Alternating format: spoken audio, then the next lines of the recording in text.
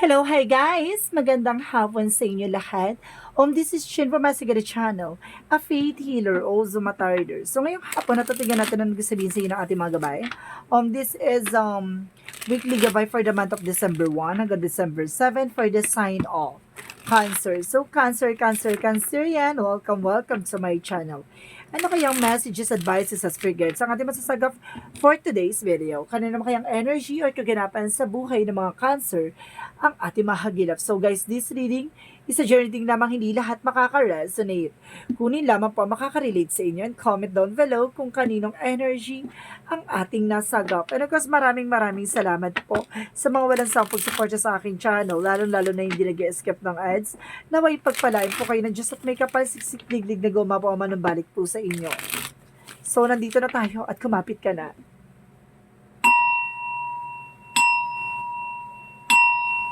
Angel Spirit Messages give information for the sign of Cancer.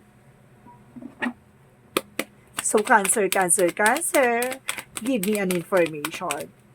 And because there is a Six of Wands, so there's a victory and success. So, magtatagumpay ka na this time, no? Makukuha mo na what you deserve. And of course, you're on the spotlight. And because there's an Ace of Swords, so there's a breakthrough. My goodness, double clarification. There's a success and victory is yours. Let's see what is additional messages. Because there's an Eight of Swords. So, ibig sabihin dito, kailangan mo makawala sa toxicities, even sa negativities, no? So, there's a lot of blockages around you. So, let's see what is additional messages. There's a Four of Cups, evaluate or analyze. So, ibig sabihin dito, there's analyzation, no? Kailangan mo muna pag-isipan bago ka mag-take ng action. Or even, bago ka tumanggap na isang offer, pag-iisipan mo muna. And of course, let's see what is additional messages. Because there's a Knight of Cups. So, there's a wish fulfillment, no?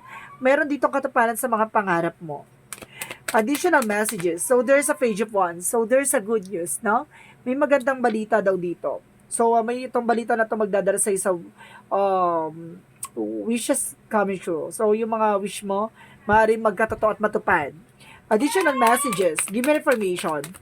Let's see what is the Six of Wands. Let's see what is the Six of Wands. And because there's a Temperance. So, there's a perfect timing, no? Dahil of course, sinasabi dito na may magandang eksena dito na nakalaan sa'yo. Ibig sabihin na there's a victory. And because there's a Temperance. Sa perfect timing. Ibig sabihin, huwag kang maging padalos-dalos sa mga bagay-bagay. Mag-antay ka, no? Hintayin mo yung tamang timing para sa'yo. And of course, there's a Seven of Coin. Parang there's a harvest time. No? Kumbaga, makukuha mo na tong rewards mo. No? Makukuha mo na yung mga pinaghirapan mo. Maaring may mga bagay kang inaantay or something na sa negosyo mo. No? Kumbaga, may mga investment ka na inaantay or something na pera, ganon. So, there's information na makukuha mo na. And because there's the Sun card, kumbaga magkakaroon ka ng kaliwanagan dito, no? Ang Eight of Swords dito, kumbaga there's a lot of blockages. Pero ngayon, kumbaga malalaman mo na kung sino yung nagsisilbing negatibo or toxic sa paligid mo. So parang, this is information na enlightenment, no? Kaliwanagan. And of course, let's see what is the Four of Cups. And of course, there's a Page of Coins. So, there's a new fresh ideas. And of course, new plans. So, may mga bagay na magkakaroon ka ng manifestation, no? Parang sinasabi dito na kailangan mo i-analyze or something visualize yung mga bagay-bagay bago ka mag-take ng action.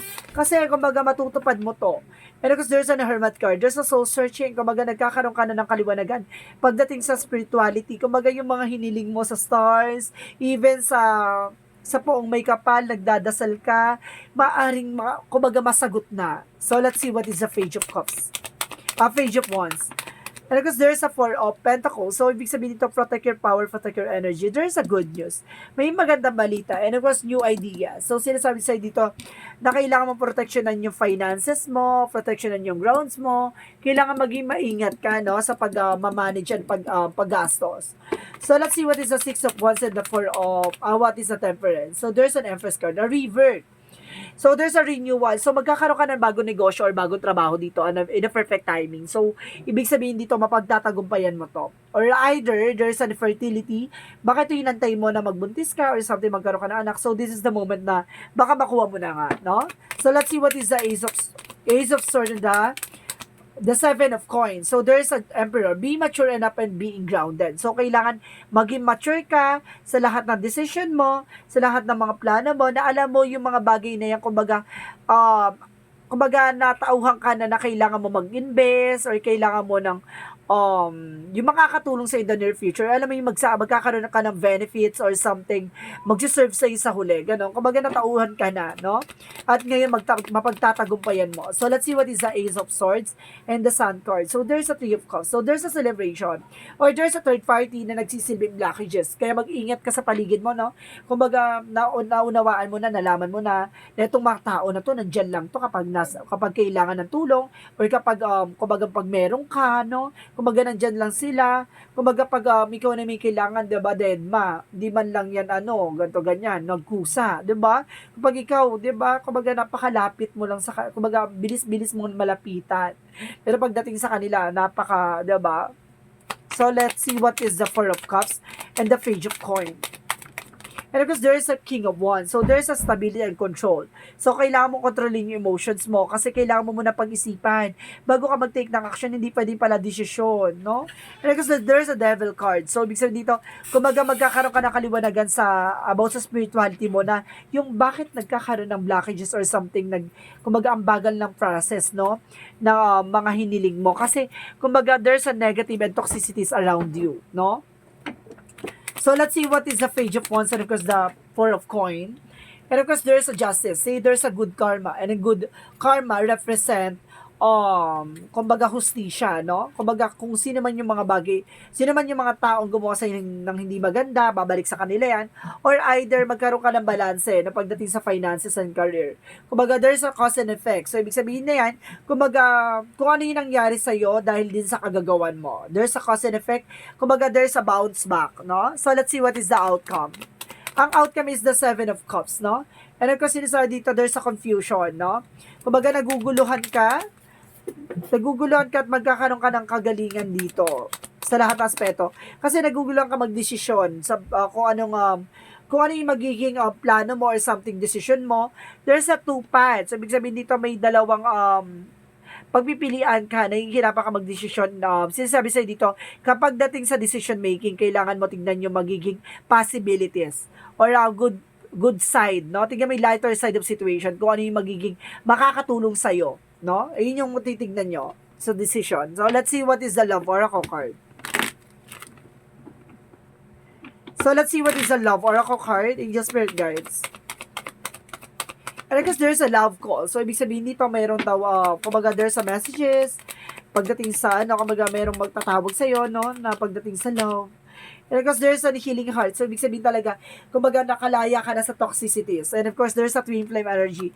Maaari itong tumawag sa'yo is your twin flame, no? Bagang, kumbaga, nagkakaroon na kayo ng getting to know each other. Kumbaga, itong tao na to yung, hindi ka lang pakikiligin.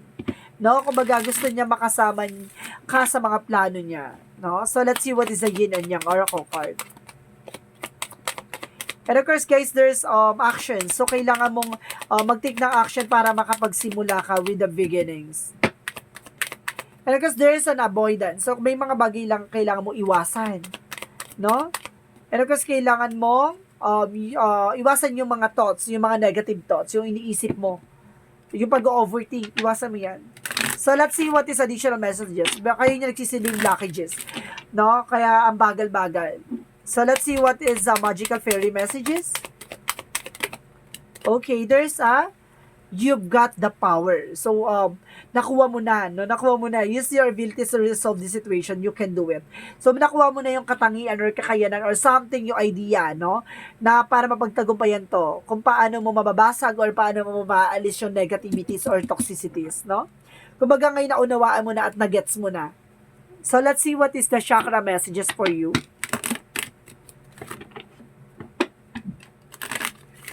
Let's see what is the chakra messages for you. See, you got the power. Oh my goodness. And there's a completion. So, gawin mo to hanggat hindi pa huli ang lahat, no? And there's a vanity. Ito yung sinasabi, iwasan mo yung mga bagay na walang kabuluhan. And there's a confusion. See, naguguluhan ka. Kasi maraming mga nangyayari behind your back or something. There's a confusion pati sa plano, no? Sa pagdating sa decision. And there's an expansion. Palalawakin tong mga bagay-bagay kung ano man ang meron ka. Kumbaga, even yung mga matututunan mo. So, let's see what is the energy. There's a third chakra, Archangel Chamuel, for your health, no? Kailangan mo alagaan yung health mo. Additional messages for the energy. Koinonia, ibig sabihin dito kailangan mo ng fruits and vegetables na makakatulong sa'yo, no? So, let's see what is the Romance Angels.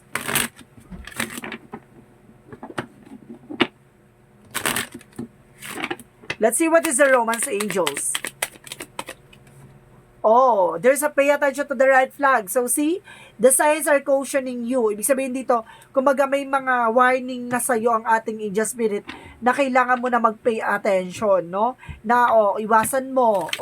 Umalis ka dyan, parang ganon. No? Wag mo ituloy yan. Parang ganon yung mga signs. And call upon Archangel Raphael for your help. So, for help. So, kailangan mo na tulong ni Archangel Raphael. So, this is Archangel Michael. So, let's see what is additional messages. Let's see what is additional messages for Archangel Michael. And you're on the right path. Wow! Nasa tamang direksyon ka. Pero kasi sinasabi dito, self-respect. Kailangan mo rin respetuhin yung sarili mo, ha? So, let's see what is the Monsology.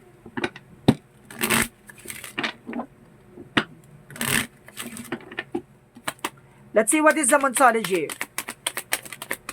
Show the world the real you. Pakita mo sa mundo kung sino ka talaga, diba?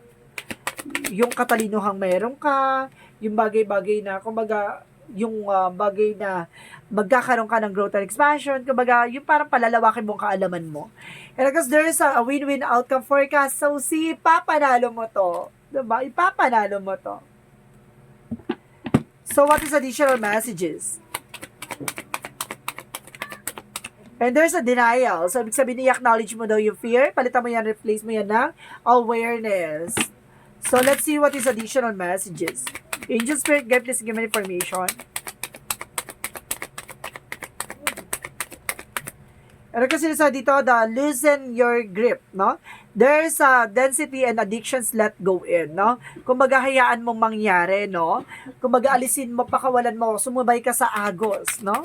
Pero kasi sabi dito, child of the cosmos, the intelligence of the universe lies within you. No? Kumbaga talaga ibibigay sa'yo ng universe kung para sa'yo. No? So, let's see what is additional messages for angel spirit guides. And because there's a family, so some of you, there's a family related, ha? Angel spirit, give me information. There's a writing here. Isa pa to na para sinasabi dito, na may mga bagay na matututunan ka, may mga bagay na malalaman ka, 'di ba? Na makakatulong din sa ibang tao. Kung mag-take down notes ka, lahat ng mga lessons na natutunan mo, i-adapt mo yan sa mga susunod na eksena o henerasyon mo. Additional messages. And there's a cleansing, so kailangan nyo mag-cleansing, no? There's a negativity. And there's a clarify, nalaman mo na lahat-lahat, no? At parang natauhan ka na. And of course, there's an enlightenment. Kung magkakaroon ka ng kaliwanagan dito, magkakaroon ka ng inner clarity. And of course, there's taking action. Kailangan mong kumilos, kailangan mong gumalaw, at kailangan mong magdesisyon.